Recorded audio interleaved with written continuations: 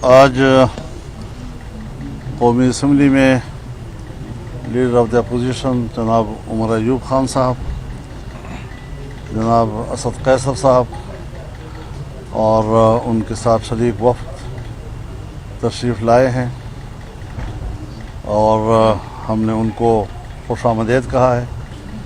पहले भी तशरीफ़ लाते रहे हैं और ये एक खैर सगारी का उनका तशरीफ़ लाना था। इनका जो सोच है कि अपोजिशन जमातों के दरमियान राब्ते रहें और मुल्की मसाइल पर हम मुश्तरक मौक़िफ़ लेते रहें और एक मुश्तरक मौक़िफ़ लेने के लिए एक सियासी माहौल भी मौजूद रहे। तो इस तसव्वुर से हमारा कोई इख्तिलाफ नहीं है। हम चाहते हैं कि सियासी माहौल में राब्ते बढ़ते चले जाएं, ताल्लुकात की बेहतरी की तरफ जाना ये हमारा मकसूद भी है। तल्खियों को दूर करना, इसकी भी आज के इस माहौल में ज़रूरत है और हम इस जज्बे को खुशामदीद कहेंगे। बाकी मुल्क के मामलात हैं, इसमें कोई शक नहीं है कि आईन पाकिस्तान उसकी कोई हैसियत नहीं रही है और पार्लियामेंट की अहमियत ख़त्म हो चुकी है। जमहूरियत अपना मुकदमा हार रहा है और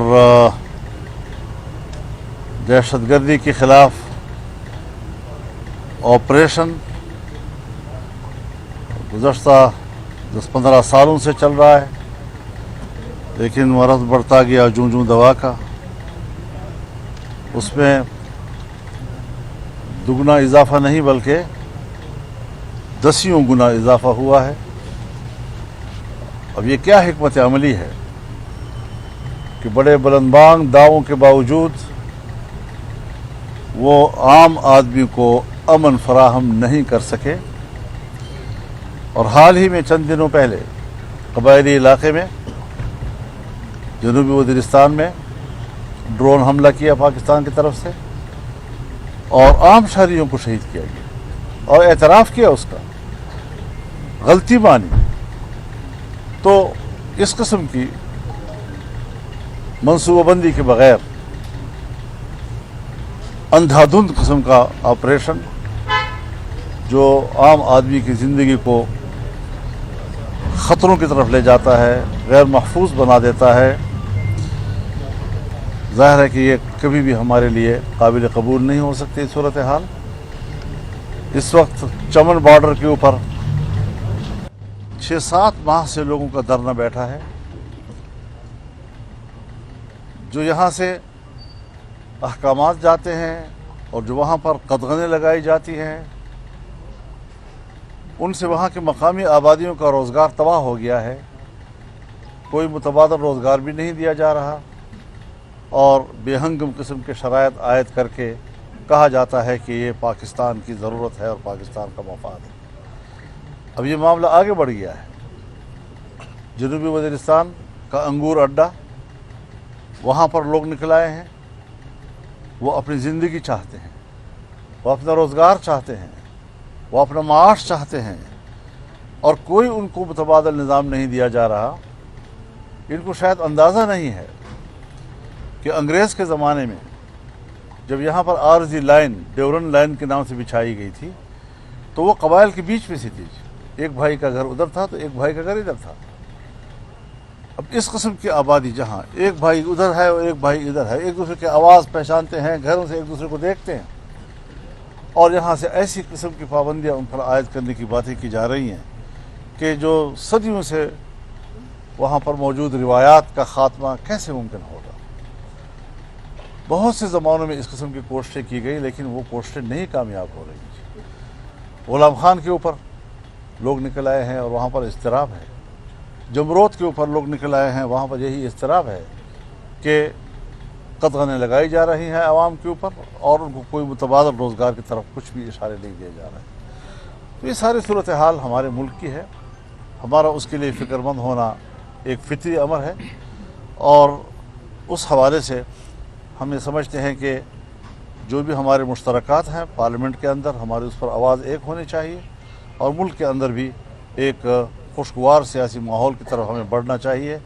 ظاہر ہے ہم اگر اختلاف نہیں ختم کر سکتے تو اختلافات کو نرم کر سکتے ہیں، رویوں کو نرم کر سکتے ہیں. کچھ ترجیحات ایسی ہوتی ہیں کہ ان ترجیحات کے لیے کچھ دوسری ترجیحاتوں کو معطل کرنا پڑتا ہے. تو اس حوالے سے ایک بہتری کی طرف جانے کا ایک سفر ہے، اور اسی حوالے سے ہمارے انتہائی محترم مہمانان گرامی تشریف لائے ہیں، جن کو میں خوش آمدید کہتا ہوں. باقی گفتگو آپ ان سے سن لیں گے. بہت بہت شکریہ. بہت شکریہ جی. بسم اللہ الرحمن الرحیم. بہت شکریہ مولانا فضل الرحمان صاحب، جو جمعیت علماء اسلام فے کے لیڈر بھی ہیں، اور ان کے ساتھی انہوں نے آج کھلے دلوں کے ساتھ ہمیں یہاں پہ خوش آمدید کہا. جس طرح کہ مولانا فضل الرحمان صاحب اور میں ذاتی طور پہ ہمارا تعلق ان سے بہت پرانا چلتا آ رہا ہے. بڑی مستفید گفت و شنید ہوئی.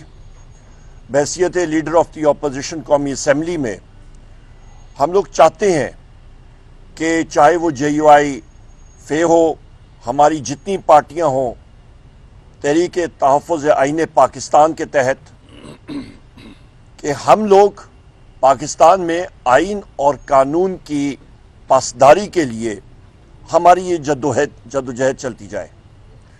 اور یہی میرے قائد جناب وزیر اعظم عمران خان صاحب کی بھی خواہش ہے، ہمارے تحریک کے قائد جناب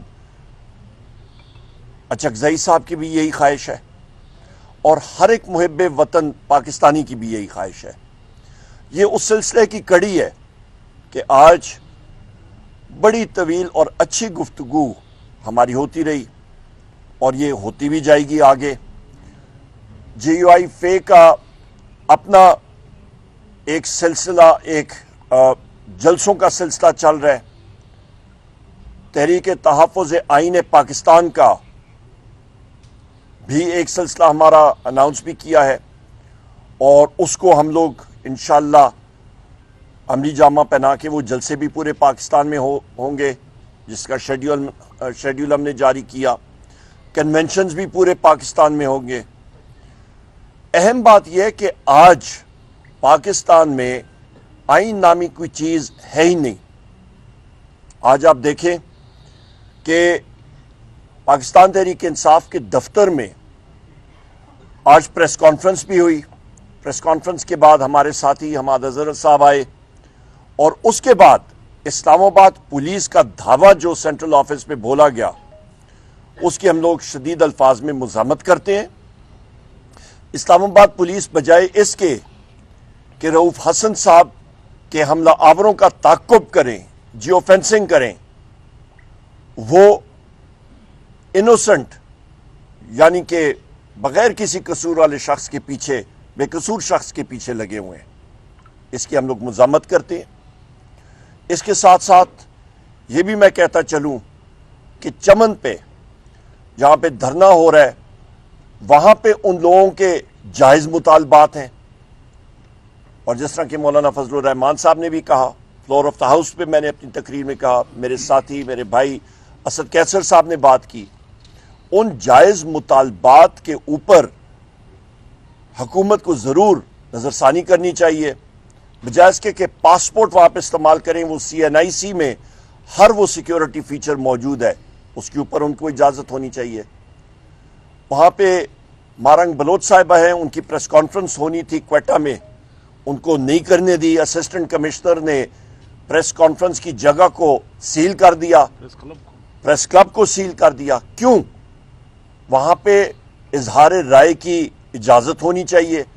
یہی حسن جمہوریت ہوتا ہے، اور ان اقدامات سے کوئی ملک مضبوط نہیں ہوتا، کمزور ہوتا ہے، جڑیں کمزور ہوتی ہیں، عدم استحکام ہوتا ہے.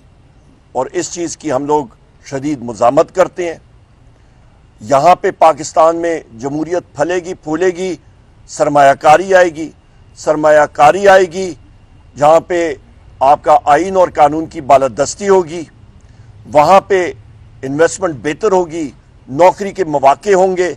इस मौजूदा सूरत हाल में न सरमायाकारी हो रही है, क्योंकि दुनिया जो है उनको मालूम है कि इस वक्त पाकिस्तान में अदल व इंसाफ की कोई वो चीज़ किरण नज़र नहीं आ रही। ये एक बदतरीन मार्शल लॉ के दौर से भी बदतरीन इस वक्त ये गैर जमहूरी जो हुकूमतें इस वक्त बैठी हुई हैं हमारे ऊपर, वो ये काम कर रही हैं और इस चीज़ की हम लोग शदीद अल्फाज में मुज़म्मत करते हैं। YouTube पर गूगली न्यूज देखने के लिए youtube.com की सर्च बार में गूगली न्यूज टीवी टाइप करें। गूगली न्यूज के पेज पर सुर्ख रंग के सब्सक्रिप्शन वाले बटन पर क्लिक करना ना भूलिए। YouTube पेज पर अपलोड होने वाली वीडियोस से बाखबर रहने के लिए बेल आइकन पर क्लिक कीजिए। आपको हर नई वीडियो के बारे में नोटिफिकेशन मौसूल हो जाएगा।